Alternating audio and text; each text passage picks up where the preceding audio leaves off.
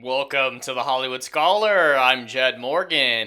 And after over a year of staying relatively silent on the Gina Carano firing situation, Bill Burr finally has some more foundational, more concrete comments on the whole situation. He had a little stuff that came out right about the time, but it was very shallow, very non confrontational comments that I really wasn't quite impressed with because I really wanted him and his other co stars to really stand up for Gina Carano and really show some backbone to really get into the mix. I do love these comments that he recently made that we're going to get into in a second here, but I really wish he would have said this back when the firing initially happened because Disney, the woke mob on Twitter needed to know that this was not okay and that the people stand beside Gina Carano, even her co-stars stand beside her, because if they don't stand beside her, why should regular people? Why should the regular people do it if the people close to her don't even care? That's what it came across as. Of course, that's not necessarily the case. As he breaks down here, there are reasons why it's hard to speak up in a situation like that, but still, at a certain point, you got to stand up for your principles and, show some backbone, be a man like he talks about so much. So, these comments are great and I really do love them, but they're kind of too little too late. So my opinion of him really hasn't changed, and I'm just kind of glad to know that he does actually feel this way after all this time. And I do have to say, I'm glad how it all worked out despite all that. Gina Carano, it sucks that she was fired. I wish she was still there, but I'm also quite happy how things turned out, especially with like the Daily Wire. Her career is bigger than ever. She's more popular than ever because of everything that happened. So it's still worked out in the end. But let's jump into the comments that are broken down by Bounding in the Comics. Bill Burr on Gina Carano's firing from The Mandalorian. The liberals proved her point. They just use outrage because they don't like your politics. Yes, that is always the case. That's why this whole Elon Musk situation is great, and some of his comments have been great. That he wants his biggest detractors to stay on the platform because that is the foundation of free speech. Liberals are saying you can't have opinions that are different than us. These far left crazy ones, normal ones are fine, obviously, but these crazy ones are like, you agree with me 100% or you're evil and I want to destroy your life. That is a terrible approach and the death of free speech.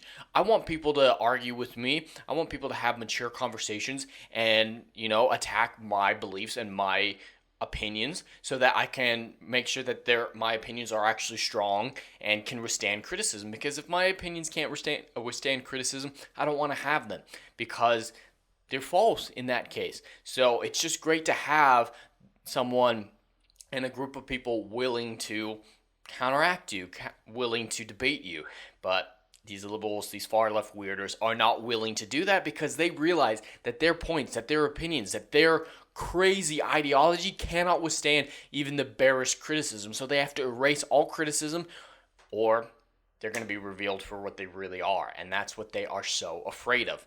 So let's get further into it. It was in an interview.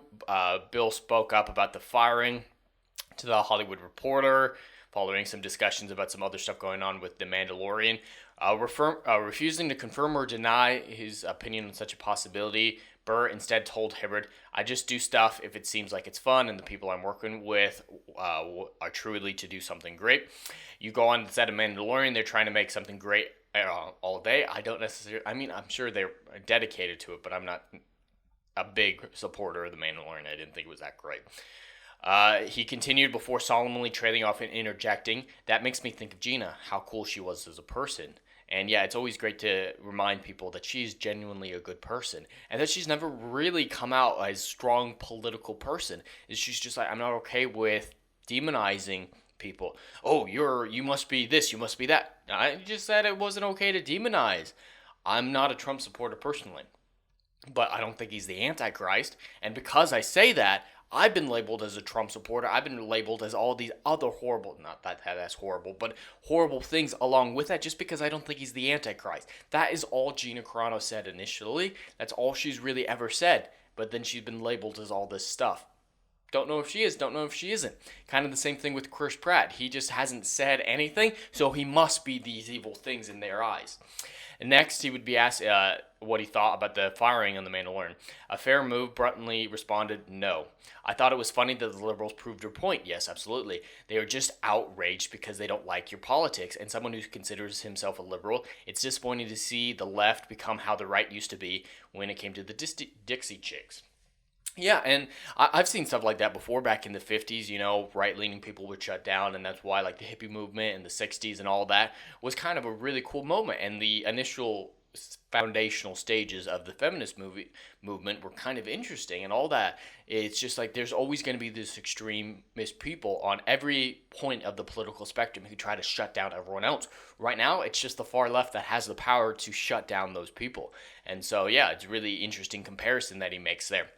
And the comedian added, that's not a lot of people like that. Most of us are just trying to not get in trouble, but there's a small collection of lunatics, either on the right or the left at any point. Yes, absolutely, right and left, that cause hysteria. And now there's so many media outlets that want eyeballs. They make money off advertising, and they give attention to these crazy fringe people. Yeah, it's the same thing with hate clicks or stuff like that. The whole thing with Gina, you can't chime in when the shit's happening because then you cause static for other people on the show. That's somebody's opinion or their political beef makes people try to destroy their ability to make a living. It's fucking bizarre to me. And that's kind of what he was talking about, why he didn't speak up when the situation was actually going on. I still don't think that's a good enough reason. Like, he doesn't need the Mandalorian, but I mean, it's understandable to a degree enough that it's like, I mean, okay, man.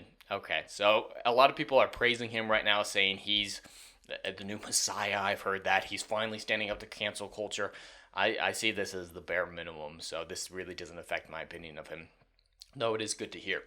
Burr then launched into a rant about modern mechanics and cancel culture, and I love the whole idea that someone can go back 8 years and someone's Twitter feed be like, what about this? And nobody says, you had to go back 8 years to find someone? Sounds like it's a pretty good person if you have to go 8 fucking years. Yeah, that's kind of what I agree with that, with like the Kevin Hart situation with the Oscars.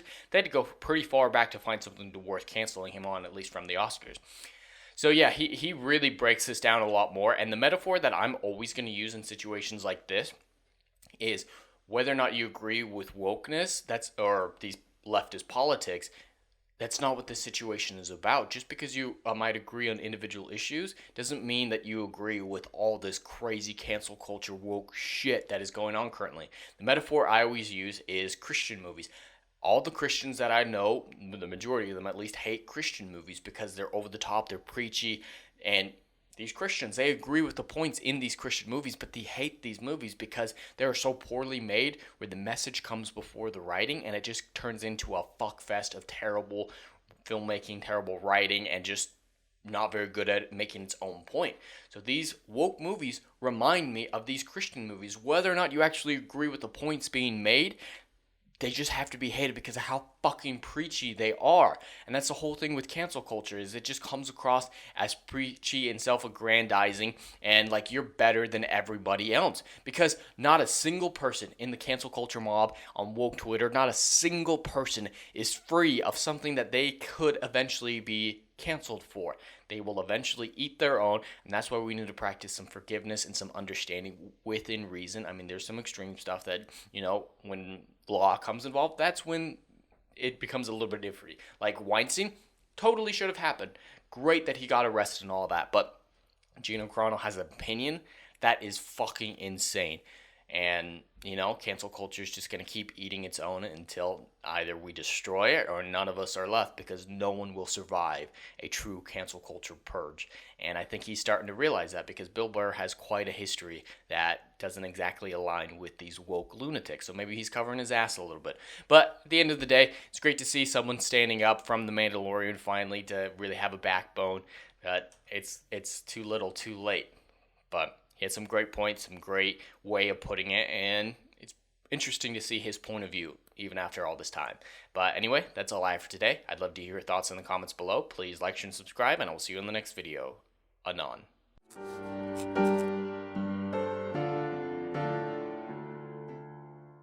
If you like what I do here and want to see good, compelling stories that Hollywood will no longer give you, check out my book series, Odyssey of a Phoenix, a mythological epic about philosophy, morality, and modern-day mental illness issues. Books 1, Down in Flames, and Book 2, Apocalypse Then, currently on sale. Book 3, Kill the Dark, coming soon.